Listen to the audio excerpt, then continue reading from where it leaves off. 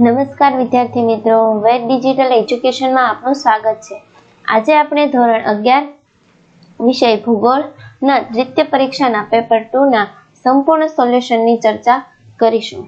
જો ચેનલમાં નવા હોય તો ચેનલને સબસ્ક્રાઇબ કરજો જેથી આવી તમામ માહિતી મળતી રહે। તેમાં પહેલું છે વિભાગ 1। નીચે આપેલા વિકલ્પોમાંથી સાચો વિકલ્પ પસંદ કરીને જવાબ લખો। પહેલું, જમીન અને તળ ખડકો ખનિજ બંધારણ એક સરખું હોય તો તેને કેવી જમીન કહે છે? તો જવાબ આવશે એ, સ્થાનીય। બીજું, મેરુ જ્યોત કયા આવરણમાં જોવા મળે છે? જવાબ આવશે બી, ઉષ્માવરણમાં। ત્રીજું, વર્તમાન સમયમાં પૃથ્વી પર સરેરાશ તાપમાન આશરે કેટલા સેલ્સિયસ છે? તો તેમાં જવાબ આવશે ડી, 4.14 સેલ્સિયસ। ચોથું, નીચેનામાંથી કયું પરિબળ તાપમાન પર અસર કરતું નથી? તો તેમાં જવાબ આવશે એ, રેખાંશ। વિડીયોને આગળ વધારતા પહેલા આપણી એપ્લિકેશનની માહિતી લઈ લઈએ। પ્લે સ્ટોરમાં જઈને વેદ ડિજિટલ એજ્યુકેશન નામની એપ્લિકેશન તમે અહીં પરથી ડાઉનલોડ કરી શકો છો। ત્યારબાદ ડાઉનલોડ કર્યા બાદ પેજ ખુલશે।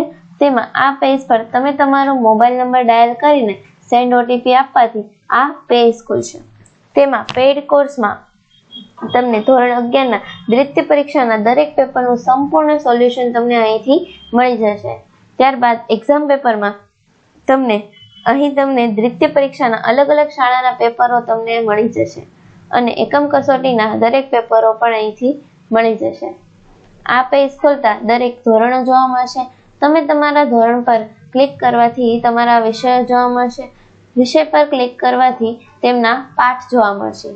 કોઈ પણ પાઠ પર ક્લિક કરશો એટલે પાઠની સમજૂતી, તેમના અભ્યાસ સોલ્યુશન, સ્વાધ્યાય સોલ્યુશન અને સ્વ અધ્યયન પોથીના સોલ્યુશનો અહીંથી મળી જશે। વિડીયોને આગળ વધારતા પાંચમું, યુએસમાં ચક્રવાત કયા નામે ઓળખાય છે? તો જવાબ આવશે ડી, ટોર્નેડો।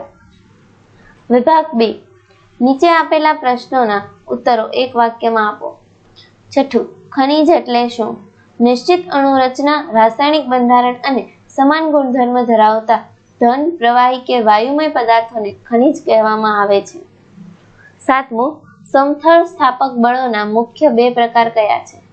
તેમાં જવાબ આવશે સમથળ સ્થાપક બળોના મુખ્ય બે પ્રકાર છે, સ્થાયી બળો અને ગતિશીલ બળો। આઠમું, સૂર્યાઘાત માપવાનો એકમ કયો છે? જવાબ આવશે કેલેરી મિનિટ ચોરસ સેન્ટીમીટર સૂર્યાઘાત માપવાના એકમો છે। નવમું, ફેરલનો નિયમ જણાવો। જવાબ આવશે ફેરલના નિયમ પ્રમાણે ઉત્તર ગોળાર્ધમાં વાતા પવનો પોતાની જમણી બાજુએ અને દક્ષિણ ગોળાર્ધમાં વાતા પવનો પોતાની ડાબી બાજુએ મરડાય છે। 10મો, પ્રક્ષેપ ક્રિયા માટે જરૂરી વસ્તુઓ જણાવો।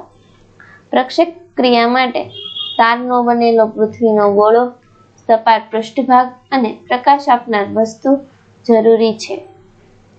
વિભાગ સી, નીચે આપેલા પ્રશ્નોના સંક્ષિપ્તમાં જવાબ આપો।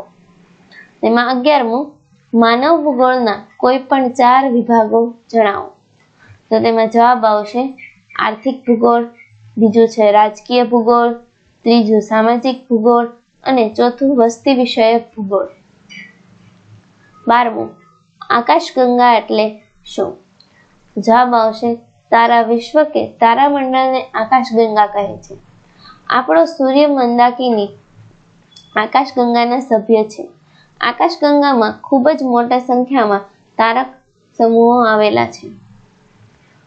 13મું, સાયમા સ્તરમાં કયા ખનિજ તત્વો આવેલા છે? જવાબ આવશે શિયાળની નીચેના પડકે સ્તરને સાયમા કહે છે, જેમાં એસાઈ અર્થ સિલિકા અને એમેનો અર્થ મેગ્નેશિયમ થાય છે। સાયમા સ્તરમાં સિલિકા અને મેગ્નેશિયમ તત્વો આવેલા છે।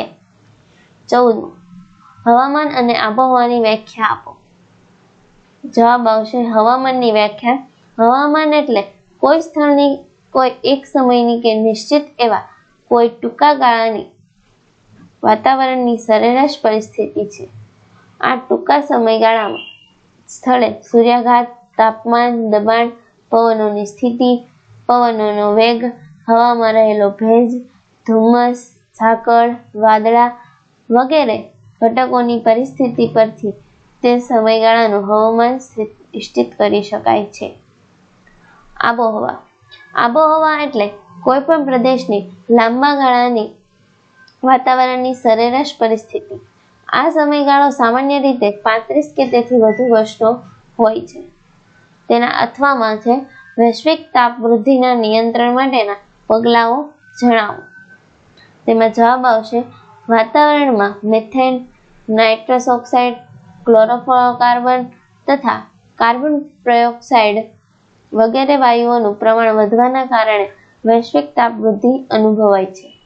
વૈશ્વિક તાપ વૃદ્ધિના નિયંત્રણ માટે નીચે મુજબના પગલાં લઈ શકાય.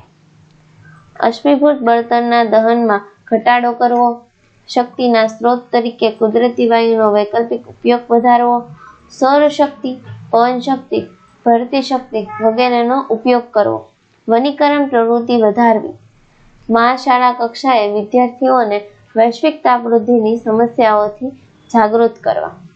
આ રીતે તમે વિભાગ ડી, ઈ, એફ ના સોલ્યુશનો તમને આગળ એપ્લિકેશનમાં બતાવ્યા મુજબ તેમાંથી તમે મેળવી શકો છો.